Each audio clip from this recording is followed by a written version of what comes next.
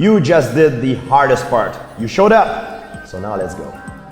The focus of this workout is the introduction of grappling. We're going to be doing level changes, shots, and sprawls. So let's get warmed up. We're going to start doing plantar flexion and dorsiflexion. I come up onto the ball of my foot and then I come back onto my heel, so rocking back and forth. You can use your arms to counterbalance, or you can put your hands on a chair if you have one, or the wall. And since we don't have a wall or a chair here on set, George is now going to do the next exercise, a leg swing, using me as the wall.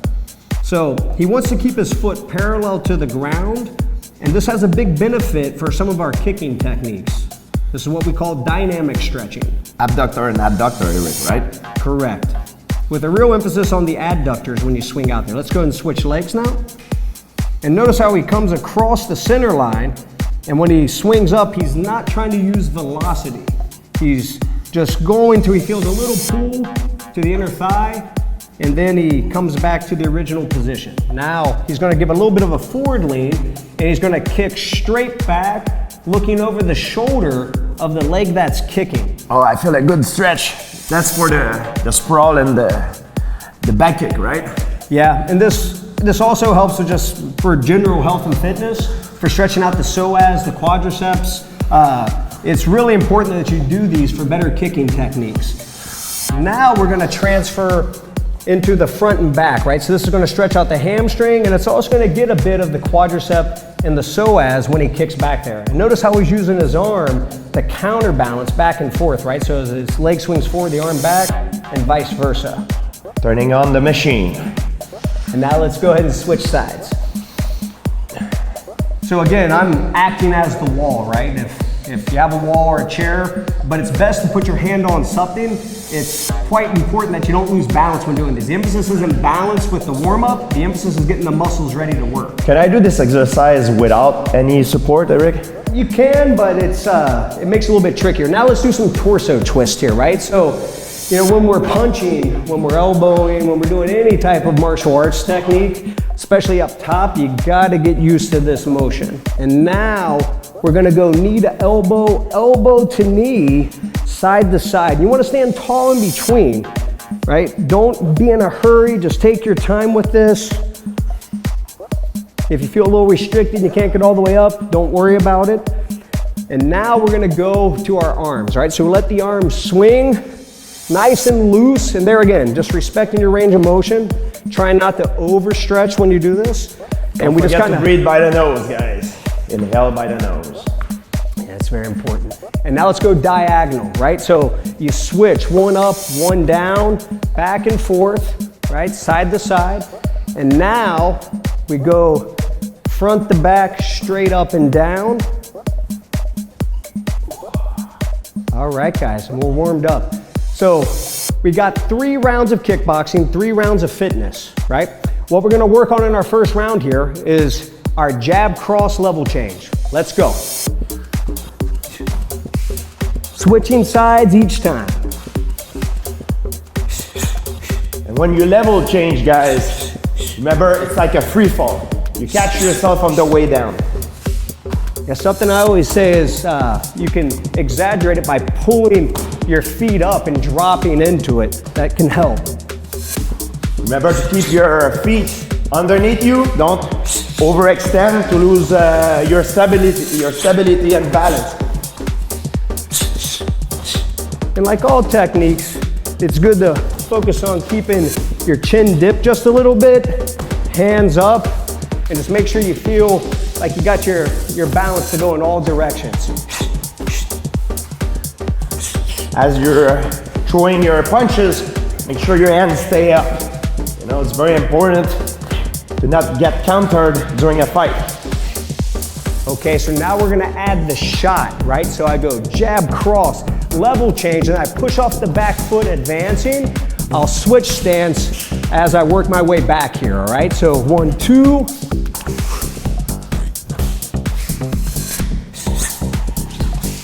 I switch stance after my combos as I'm stepping back.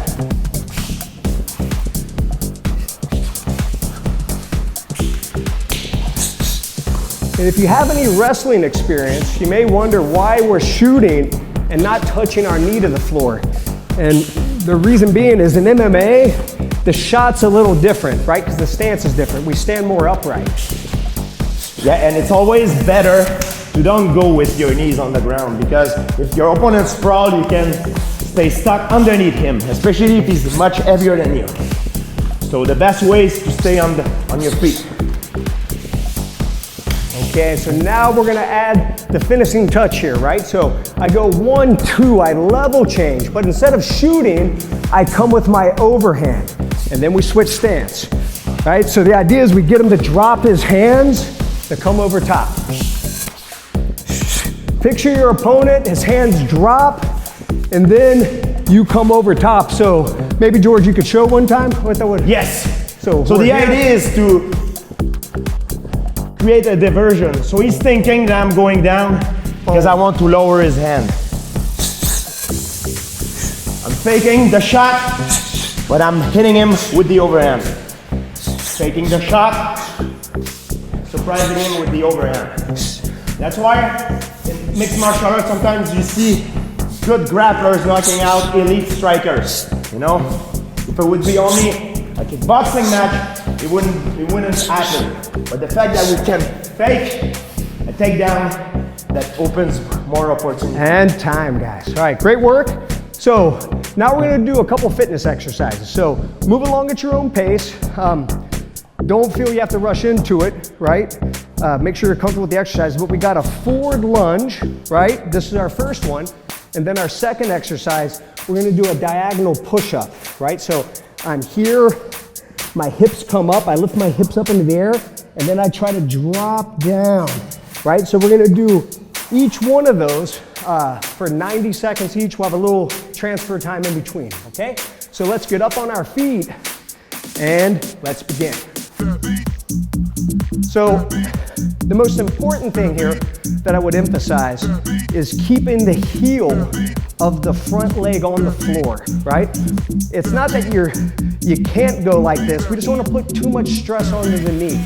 We want to try to get the weight to drop into that heel and then push back off of the ball of the foot. And the opposite arm motion helps keep you into balance, right? So we also want to make sure we keep the chest up, not hunched over, okay? I think it's a great stretch for the psoas as well, Erik, isn't it? Yeah, absolutely. So strength and stretching, they kind of go hand in hand. And let's say balance is an issue in this one too, right? What you can do is you can just settle into a stance. You might have to put your hand on something for support, and you can just do like a split squat. Say the range of motion is too difficult, right? You can also, with your hands in balance, do this. And note, over time, it can become proper range of motion and more dynamic, where we alternate side to side the way that George is doing here, okay? So don't think you have to get into the full variation, and if you are, you can really get much better at shooting, right? Like that's probably the most important thing about this, in emphasis to what we're doing, is that lunging pattern can make your shot better. Now I feel my quads burning, Erik. Is that normal? Yeah, that's the lactate building up. So let's come down now into our push-up position, okay? And while you're doing this, it's gonna be a long time to work. So if you feel you need to drop down your knees and take a little break, it's fine, but we want the hips up. I try to keep my elbows in. I don't want them flaring out. That can impinge the shoulder. I wanna keep my elbows in, my back flat, and I wanna lower in diagonally. If that's just too hard, maybe it's a standard push-up, right, with a partial range, maybe just a plank, maybe partial range here. So we want the full range of motion, and you see George is doing a great job here, and he's keeping his elbows in, back's flat, and he's touching his head down towards the floor. I always have a hard time with overhead press. Why is that?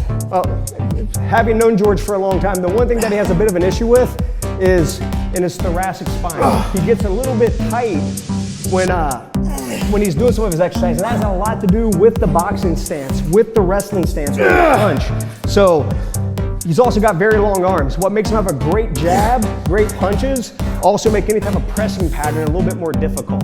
So don't worry. Yeah, you're almost there, George. And We got about 10 more seconds. So let's push a little bit harder. Just do what you can do. And maybe you get to the point you can't move anymore. Maybe just hold a plank, right? That's totally okay if that's what you got to do. And relax. Great work, Jake.